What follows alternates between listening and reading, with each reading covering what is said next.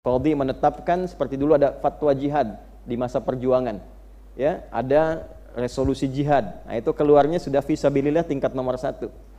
Yang kedua, bila tidak ada itu, yang setara dengan itu adalah amalan-amalan setara dengan nilai jihad, ya, walaupun tidak ada unsur militer di dalamnya. Di antaranya apa? Ini seperti sekarang menuntut ilmu. Ya, itu ada langsung ayatnya turun seketika di At-Taubah ayat ke-122. Wa ma kana al-mu'minuna liyanfiru kaffa falawla nafara min kulli firqatin minhum ta'ifa liyatafaqahu fid din wa liyunziru qaumahum idza raja'u ilaihim la'allahum yahdharun. Paham? Tidak. Nah, tidaklah semua orang beriman mesti berangkat ke medan juang secara militer untuk mempertahankan keimanannya dan keamanan tempat dia berdomisili.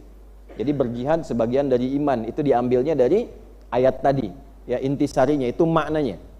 Kemudian tapi tidak semua harus bergerak keluar.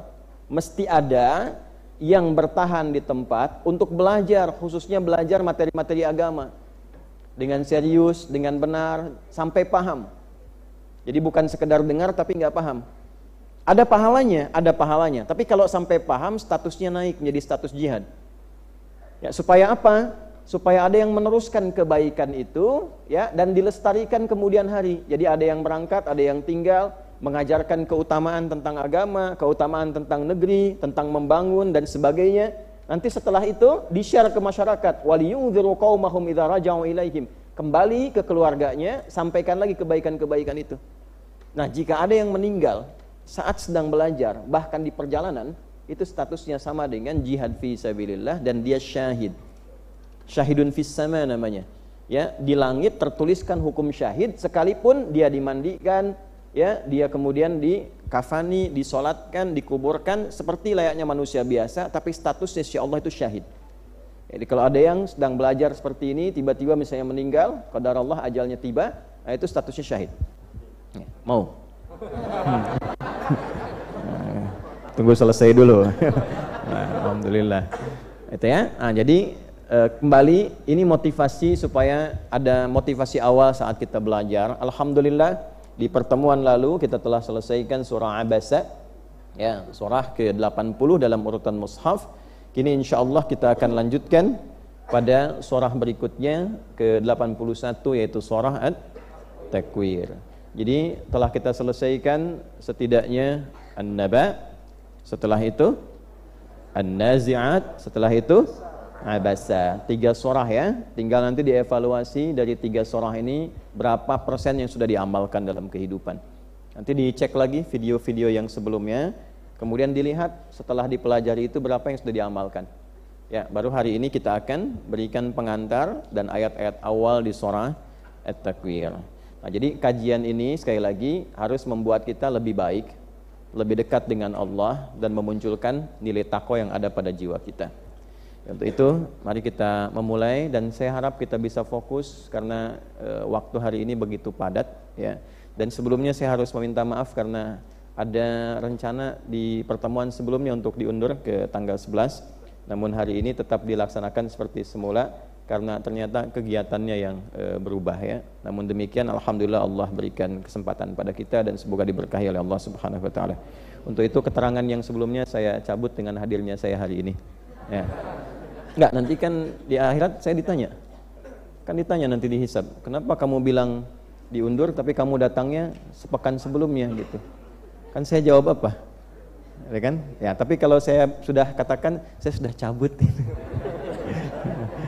Nah, nanti diputar gitu. Aman ya? Ya, kalau enggak itu ya sudah kita tutup. Ayo kita mulai. Bismillahirrahmanirrahim. Supaya ada sanadnya dalam pembahasan keilmuannya, maka di dalam tafsir itu tidak bisa kita sendiri, apalagi menggunakan logika, tidak, karena tafsir itu terkait dengan pemaknaan ayat-ayat Allah yang berhak menafsirkan itu Rasulullah SAW. Nah, penjelasan Rasulullah berupa tafsir ataupun takwil. Jadi ada tafsir, ada takwil, dua-duanya ada. Tafsir mengungkap teks yang nampak, takwil mendalami sesuatu yang tersembunyi. Baik ya, contoh misal saya mau katakan begini. yukhrijuhum minadh-dhulumati ilan nur. Nabi itu punya peran mengeluarkan manusia dari kegelapan menuju cahaya. Ya, secara tekstual kegelapan itu kan yang gelap-gelap, cahaya yang terang-terang, betul kan? Tapi nanti itu tafsir. Nanti didalami lagi. Oh, kegelapan itu zulumat. Secara kata zulmun itu bisa berarti sesuatu yang menyimpang. Wad'u kulli syai'in fi ghairi mahalli. Meletakkan sesuatu bukan pada tempatnya. Mulut ini tempat untuk berkata yang baik. Ketika berkata yang tidak baik, berarti itu zalim di lisannya. Mata ini untuk melihat yang baik. Ketika mata digunakan melihat yang tidak baik, berarti zalim pada matanya. Nah, jadi ketika dikembalikan kepada tempat yang baik, itu cahaya namanya. Di tugas Nabi memastikan seluruh fungsi kebaikan itu hadir, sehingga mengeluarkan manusia dari kegelapan keburukan menuju kebaikan cahaya. Sehingga keluarlah akhlak yang baik. Muncul hadis, innama bu'itsu liutammima shalihal akhlaq atau makarimal akhlaq. Inti aku diutus merubah manusia menjadi pribadi yang lebih baik, akhlak yang mulia. Nah, itu zulumat yang disebut dengan tafsir. Kalau takwil bagaimana? Nanti ulama mendalami lagi. Takwil yang dimaksudkan dari kufur kepada iman. Di kufur itu digambarkan kegelapan karena belum kenal Allah, gelap, tertutup cahaya. Belum kenal nilai-nilai kebaikan-kebaikan yang diberikan cahayanya oleh Allah. Ketika kemudian Nabi bimbing orang untuk kenal Allah, bisa bersyahadat, bisa dekat dengan Allah, turun cahaya nur. Nur Allah diberikan. Salah satu nama bagi Allah An-Nur. Nur, Allahu nurus samawati wal ard. Surah 24 ayat 35 itu kan. Nur disebutkan 45 kali dalam Al-Quran. Dan nanti 45 itu dibagi 12 makna. Di dalam Al-Quran ada 12 jenis cahaya tuh. Pastikan setiap bulan keluarkan satu, kerjakan sebulan sekali. Maka setiap tahun kita dapat cahaya dari Allah Subhanahu wa taala. Ya? Nah, ada yang belum kenal Allah, masih gelap. Sehingga Nabi kenalkan makna syahadat, yang disebut Tuhan itu bagaimana, ya, kenapa Tuhan harus ahad, harus esa, satu, nggak boleh ada dua dan seterusnya. Kenapa tidak berpartner, diterangkan sampai kenal Allah. Ketika beriman, dia mendapat cahaya dari situ. Makanya kata Ibnu Abbas radhiyallahu taala anhuma, di antara makna an-nur yang pertamanya hal Islam. Nah, begitu kenal, bebas dari kekufuran, kenal dengan keislaman, kenal Allah, maka kenal Allah itu menjadikan dia terbimbing menjadi pribadi yang lebih baik dunia dan punya harapan akhirat. Karena ada orang yang nanti fokus dunia, mengabaikan akhirat. Dia baik di dunia dan punya harapan akhirat. Itulah keluar dari kegelapan menuju cahaya, dari kufur menuju apa? Iman. Nah, itu takwil namanya.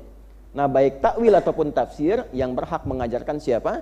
Rasulullah sallallahu alaihi wasallam. Maka Nabi mengajarkan pada para sahabatnya yang sudah paham dengan inti bahasa yang digunakan, itu bahasa Arab. Bahasanya mengerti, maknanya ini, kemudian takwilnya ini, tafsirnya ini. Bahkan sebagian sahabat didoakan oleh Nabi supaya langsung paham takwil pada yang tersembunyi. Seperti Ibnu Abbas radhiyallahu taala,